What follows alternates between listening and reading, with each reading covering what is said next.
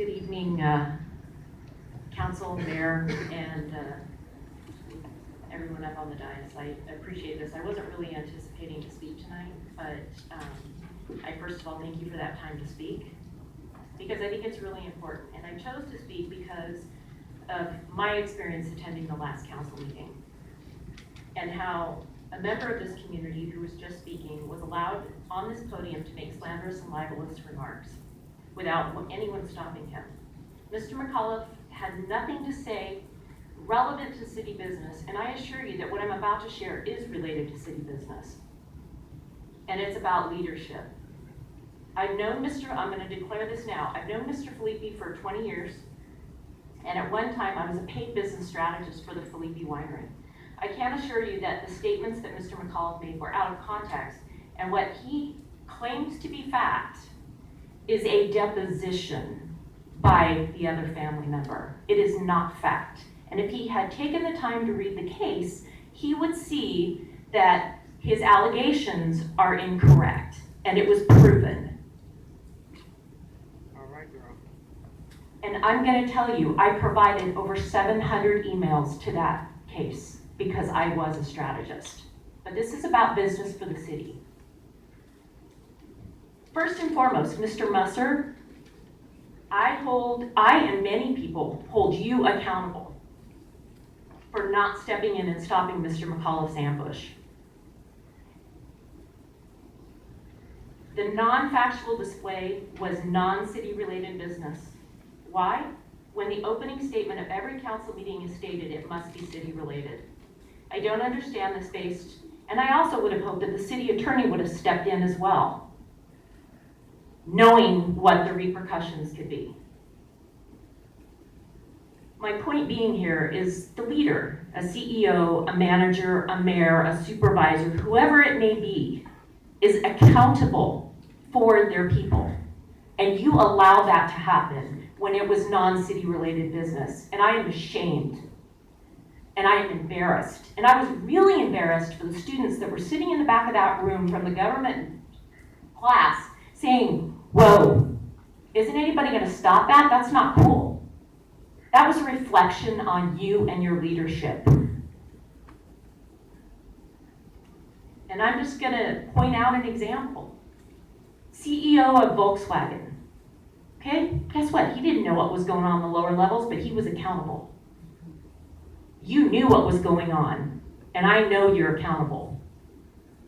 And maybe perhaps it's because of your disagreements with Mr. Filippi. All I ask is that you take that and you flip it around and you ask yourself, if you were sitting in that same position, if you would have allowed it or liked it.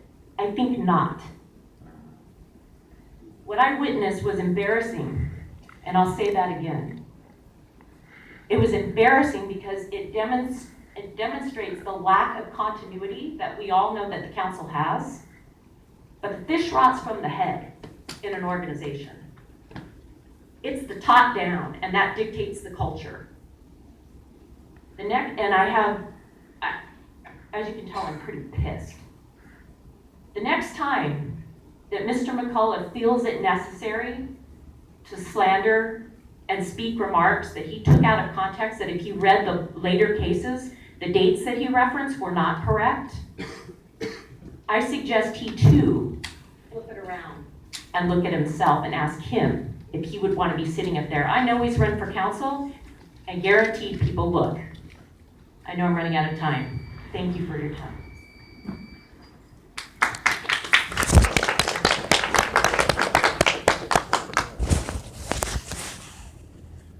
Sent an email or two, and I even talked to him tonight beforehand. It's difficult up here when to say no or not. There is a freedom of speech. I do, when they swear, I'll cut them off. I have the mic to cut them off. I did it accidentally to Eric tonight. Now that I will do when they're swearing, cussing. And I've even talked to the attorney. So I'm going to turn it over to the attorney and let him just, it's not an easy job. I talked to another mayor of another city. I won't repeat what city it was. And he goes a different route. he doesn't let anybody slander anybody in the council or the staff, particularly the staff, because they can't apply. And I thought of implementing that tonight until I talked to the attorney. So I'll let you, Mr. Adams, it's a predicament up here. I don't like what happened. I did not leave it go. I get the same thing from people that tell lies about me, and I try just to let it go. It's not easy.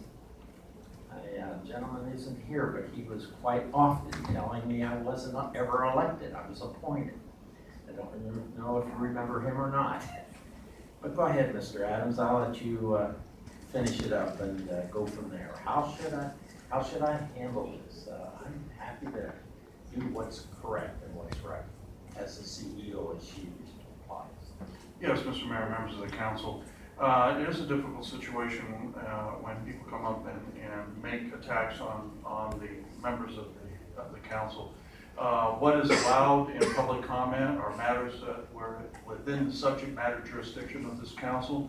And with that also the actions of this council as legislators, and also the qualifications of council members. I think the comments that were made at the last meeting were borderline there, and it would be a tough call when to cut off because of the First Amendment protections that are given to the speakers, especially in the context that the First Amendment was promulgated to allow free speech in the political system.